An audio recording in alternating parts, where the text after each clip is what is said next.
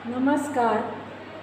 आज मैं आपको श्रीमद् भगवत गीता के प्रथम अध्याय के तृतीय श्लोक की व्याख्या आपको समझाने जा रही हूँ। आपका समय न लेते हुए मैं भी बहुत ही आपके कीमती समय का सदुपयोग करना चाहती हूँ। तो आइए हम पढ़ते हैं श्रीमद् भगवत गीता के प्रथम अध्याय का तृतीय श्लोक की व्याख्या कि इसमें क्या बताया गया है और हम इसके माध्यम से पुण्य अर्जित कर सकते हैं। तो आइए देखते हैं।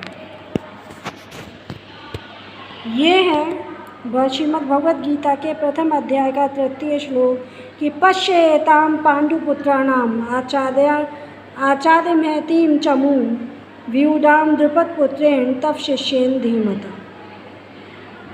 कि क्या प्रसंग चल रहा था हमारा कि जो दुर्योधन है, जो सारी सेनाएं कुरुक्षेत्र में खड़ी हुई हैं, पांडवों की और दुर्योधन की सेनाएं जो कुरुक्षेत्र में खड़ी हुई हैं, उसमें से दुर्योधन जब पांडवों की महान सेना को देखता है तो सीधे कहाँ आता है? अपने सेनापति द्रोणाचार्य के पास आता है और क्या कहता है कि पश्येताम पांडुपुत्राणाम आचार्य,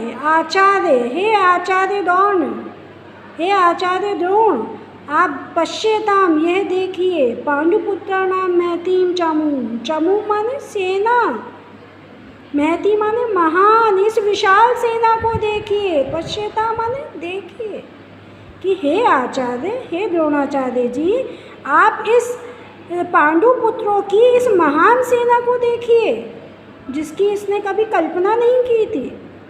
दुर्योधन ने जो कल्पना नहीं की थी। और आगे क्या कह रहे हैं दुर्योधन कि व्यूडाम द्रुपदपुत्रेण तव शिष्येन धीमता, तव शिष्येन, जिसको आपके धीमताम बुद्धिमान शिष्य ने, जिस सेना को आपके धीमताम माने बुद्धिमान शिष्य ने, कौन सा शिष्य है ये? द्रुपद पुत्र, द्रुपद के पुत्र। द्रुपद कौन है? द्रौपदी के पिता।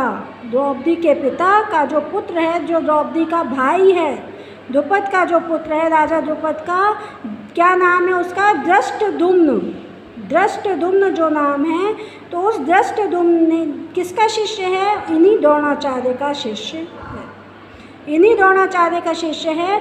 तो दुर्योधन बात को घुमा के कह रहे हैं कि इस महान सेना को आपके बुद्धिमान, धीमता माने बुद्धिमान शिष्य ने, जो द्रुपद के पुत्र बुद्धिमान शिष्य ने आपके व्यूडाम व्यवस्थित किया है, व्यू रचना में रचाया है। इस तरह से उस सेना को व्यू रचना में खड़ा करा है कि वो चक्रव्यूह के समान दिखाई दे रही है। अब इसमें बात क्या है? इसकी व्याख्या ये है कि ये जो द्रोणाचार्य हैं और जो राजा द्रुपद हैं, इनका आपस में राजनीतिक विवाद था, पहले से चल रहा है विवाद।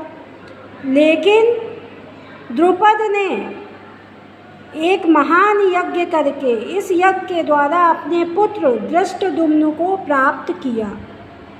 धृष्टद्युम्न को जब उन्होंने प्राप्त किया तो उसे पढ़ने के लिए, शिक्षा देने के लिए उन्होंने आचार्य द्रोणाचार्य के पास ही भेजा।